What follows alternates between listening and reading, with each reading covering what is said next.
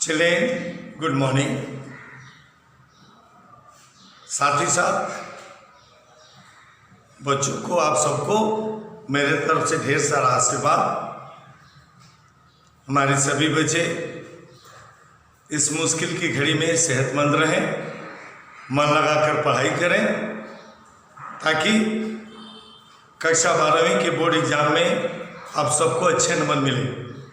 मेरे बच्चों, मैंने अपनी पिछली कक्षा में बादल को घिरते देखा है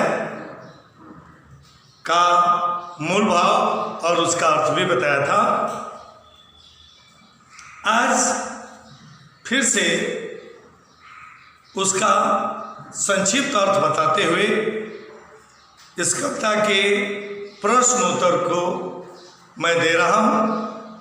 उन्हें देने से पहले मैं सारे प्रश्नों का जो उत्तर है उसकी व्याख्या भी कर दूंगा, ताकि मेरे बच्चों आप लोगों को कभी ये याद करने की आवश्यकता न पड़े। मेरे बच्चों, बादल को घिरते देखा है, यह कविता प्रकृति वर्णन का, प्रकृति वर्णन की यह कविता है। बच्चे हमारे जानते ही हैं कि संसार में कोई ईश्वरीय शक्ति है तो वह है प्रकृति। प्रकृति जिसकी उपस्थिति यह साबित करती है कि संसार में परमपिता परमेश्वर है। प्रकृति ईश्वर है, हमें जीवन देती है, सांस लेने के लिए वायु, पीने के लिए जल, खाने के लिए अन्न और फल प्रकृति देती है, जिससे हमारा शरीर चलायमान रहता है। तो मेरे बच्चों, इस कविता में प्रकृति के केवल एक भाग का वर्णन किया गया है और वह भाग है हिमालय। इस कविता के माध्यम से कवि ने हिमालय की खूबसूरती का वर्णन किया, बताया है। वो तो प्रत्यक्ष रूप से दिखा रहा है कि हिमालय में कहाँ कहाँ बादल ने अपने जल की वर्षा की, ये बताया। लेकिन उन जगहों की चर्चा करते समय कवि ने उन जगहों की खूबसूरती का वर्णन किया है। खूबसूरती का कवि का असली मकसद हिमालय के सौंदर्य का वर्णन करना। और इस कविता में कुछ पौराणिक कथाओं का भी जिक्र है, जिस पर भी मैंने क्वेश्चन आंसर दिया है। हो सकता है कि उनका जिक्र परीक्षा में आ जाए, तो मेरे बच्चों आप लोग वंचित रह जाओगे। सुनी ही बातें अधिक दिनों तक, हाँ अर्थ याद रहता है, लेकिन उस पोएम में वर्णित कुछ ऐसे प्रसंग हैं जिनकी पूर्ण जानकारी बच्चों को चाहिए। जैसे इस कविता में चकवा और चकवी पक्षी का वर्णन किया गया है। इसमें हिमालय के बर्फीले प्रदेशों में सुंदर वन में रहने वाले किन्नर और किन्नरियों का वर्णन किया गया है, जो नृत्य से, गान से देवताओं का मनोरंजन करते हैं और अपनी जीविका चलाते हैं, उनका वर्णन है। पहले मैं बच्चों को संक्षिप्त अर्थ बता दूं। मेरे बच्चों, पहले पद्य में, इस कविता के पहले भाग में बर्फ से ढकी हिमालय की चोटियों का वर्णन किया गया है। वह चोटियाँ जो निर्मल और सफ़ेद रंग की दिखाई देती हैं, जहाँ पर कई छोटे मोटे कई सरोवर हैं जिनमें कमल के फूल खिले हैं। उन सरोवर के ऊपर बादल को घिरते और जल की वर्षा करते हुए देखा है। ये पहला पद्य का अर्थ है। दूसरे पद्य में हिमालय पर, हम तो जानते ही हैं, आप लोग भी जानते हो मेरे बच्चों, कि भारत की अधिकांश नदियाँ हिमालय से निकलती हैं।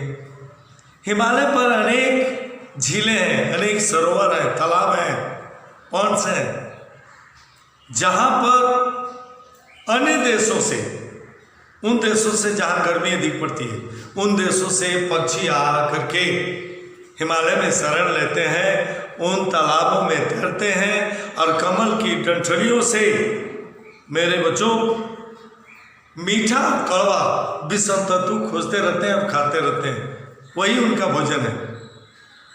यह रहा दूसरा पद।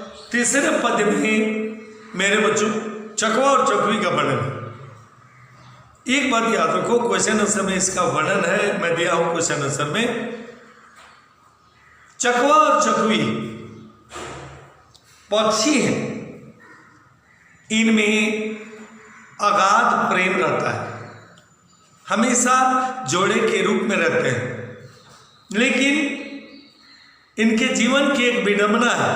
प्राचीन काल से ही इनके जीवन के लिए एक अभिशाप है, श्राप है कि जब रात का समय आएगा दोनों एक दूसरे से अलग होकर रात बिताएंगे। कैसे? इसका भी कारण, चकवा पक्षी का अगाध प्रेम चंद्रमा में रहता है। जो ही आकाश में चंद्रमा दिखता है, चकवा अपनी पत्नी चकवी की तरफ न देखकर वो चांद की तरफ देखने लगता है।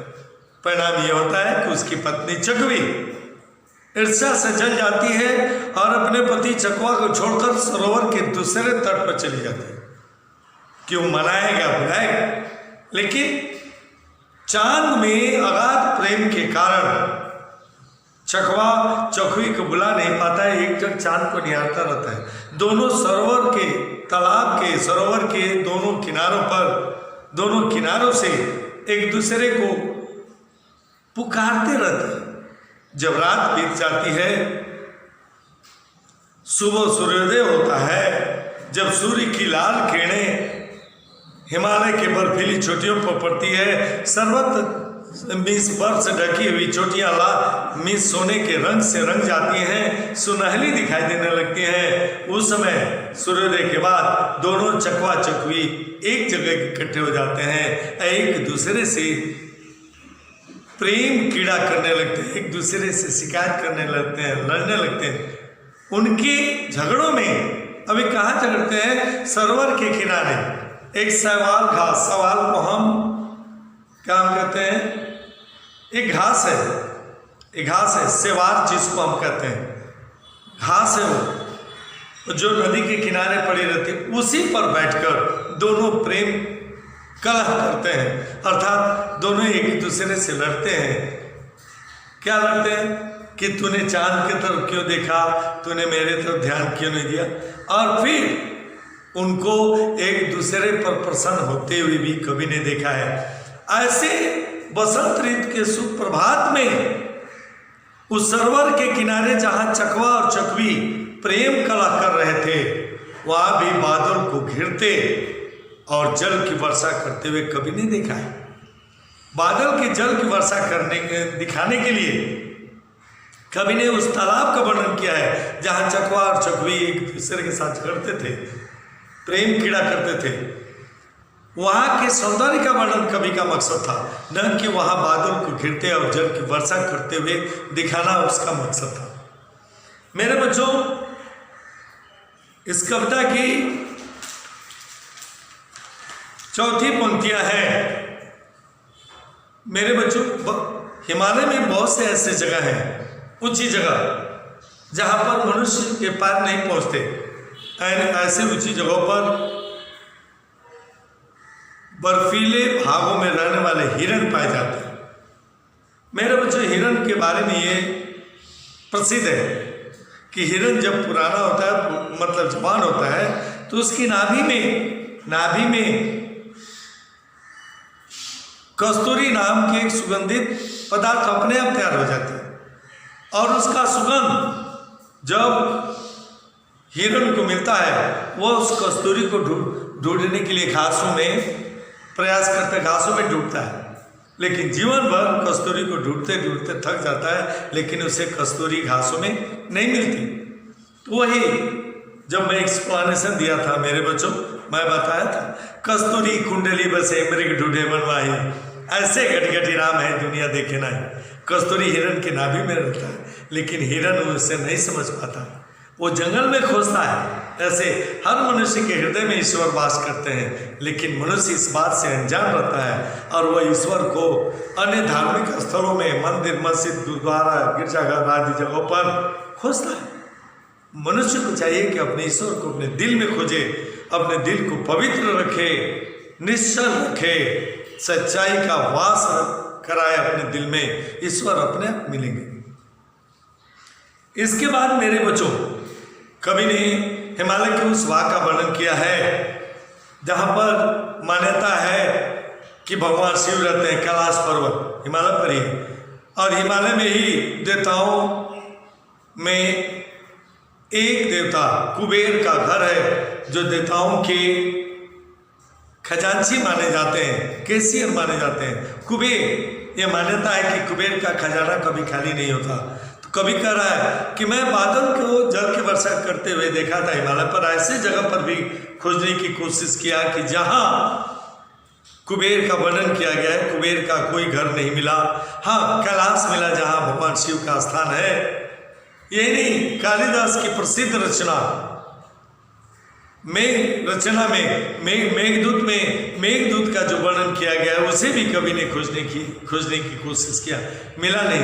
कहने का मतलब हिमालय का भ्रमण किया कवि ने, और भ्रमण के दौरान उसने ये देखा कि बादल घिर रहे हैं और अपने जल की वर्षा कर रहे हैं। मेरे बच्चों, इस कविता का अंतिम पद्य था जिसमें किन्नर और किन्नरियों का वर्णन किया गया। बताया गया है किन्नर और किन्नरियां ये देवताओं के मनोरंजन करने वाले कहे जाते हैं। ये लाल और सफेद रंग के भोजपत्रों से निर्मित झोपड़ी में रहते हैं। वे बहुत ही कलाप्रिय होते हैं। उनके झोपड़ी के भीतर चंदन के बने हुए आसन होते हैं। उनके घर में जो बर्तन होते हैं वो भी कलाकृतियों से पूर्ण होते हैं। वे शराब से बनी हुई, ये अंगूर से बनी हुई शराब का पान करते हैं, बांसुरी बजाते हैं, नृत्य करते हैं और देवताओं का मनोरंजन करते हैं। वे अपना बनाव श्रृंगार फूलों से करते हैं। किन्नरियाँ केसों को सजाना फूलों से सजाती हैं। कान में कुछ पहनना हो तो उन फूलों की, नीले रंग के फूलों की जो पंखुड़ियाँ, ये कलियाँ होती हैं, उसे कान को सजाती हैं। पैरों में पायल की जगह सतदल, जिसके 100 पंखुड़ियाँ होती हैं, ऐसे कमल के फूलों से अपने फूलों को अपने पैरों में पहनती हैं। उनके सुंदर गले में फूलों की माला होती है और फूलों से सजे हुए किन्नर और किन्नरियाँ दोनों ही वाद्य बजाते हुए नृत्य करते हैं और देवताओं का मनोरंजन करते हैं। यह था अंतिम पद। मेरे बच्चों, इस कविता में मैंने 3 प्रश्न दिए, मैं आप लोगों को बताया हूँ। तीनों किताबों से 3-3 क्वेश्चन आएंगे। तीनों किताबों से एक प्रश्न व्याख्यामूलक प्रश्न। जैसे ये आषाढ़ के एक दिन से एक सेंटेंस होगा, उस पर 4 क्वेश्चन पूछे जाएंगे।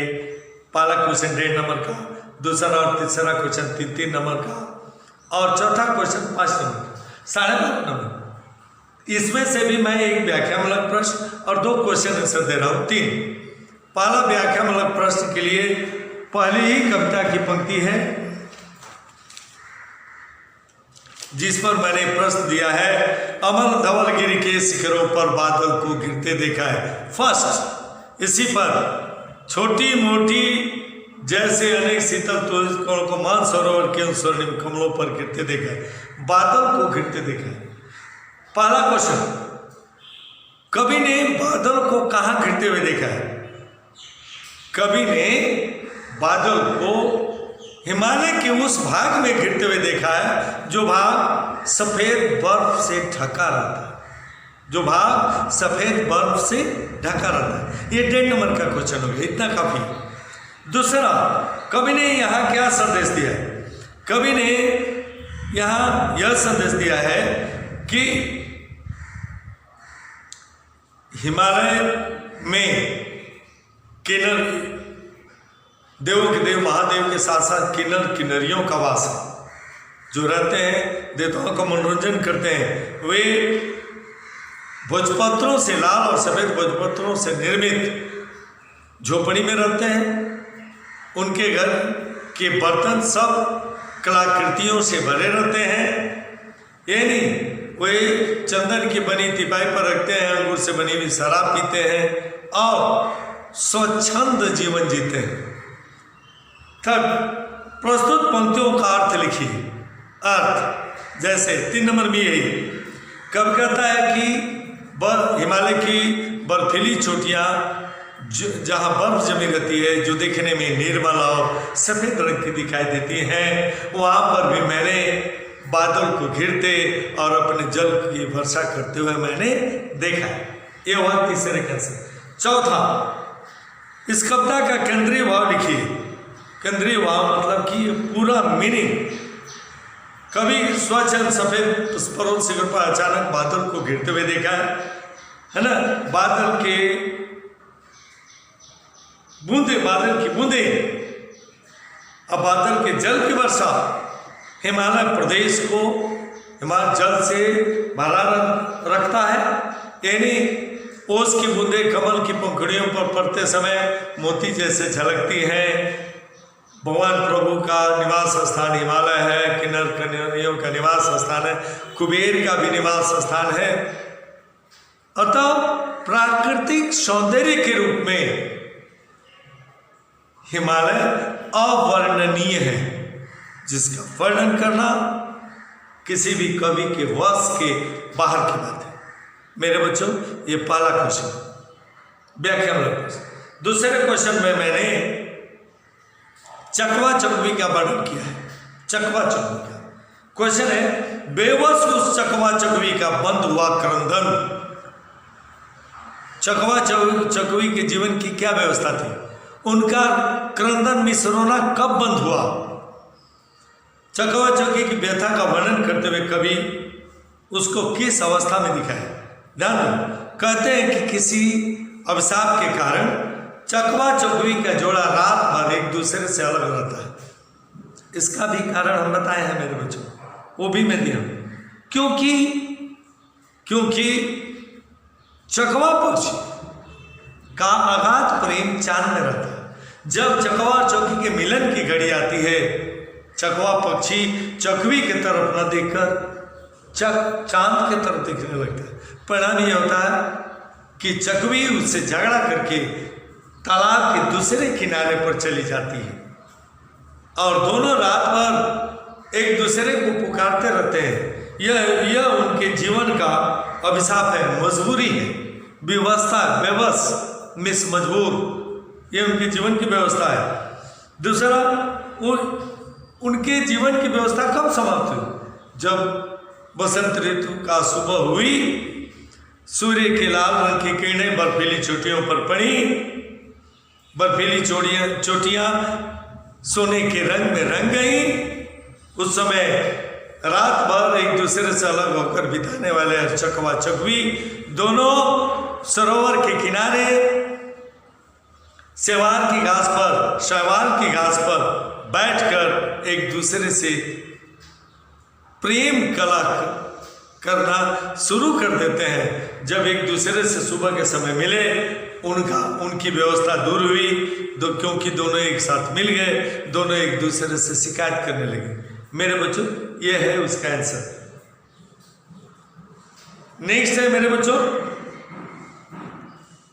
कवि नागार्जुन ने किन्नर और किन्नरियों की कुटिया में बांसुरी पर अपनी उंगलियां चलाने के दृश्य को कैसे प्रस्तुत किया है? देवदारू कानन के समीप सैकड़ों झरनों एवं नदियां जल का नाद सुनाई देते। मेरे बच्चों, हिमालय पर जहां देवदारू के वृक्ष है, देवदारू मेरे बच्चों वही देवदारू जिसको एवरग्रीन ट्री कहा जाता है, जो हमारे स्कूल में जगह जगह ये लगाए गए हैं, उसको हम देवदारू वृक्ष कहते हैं।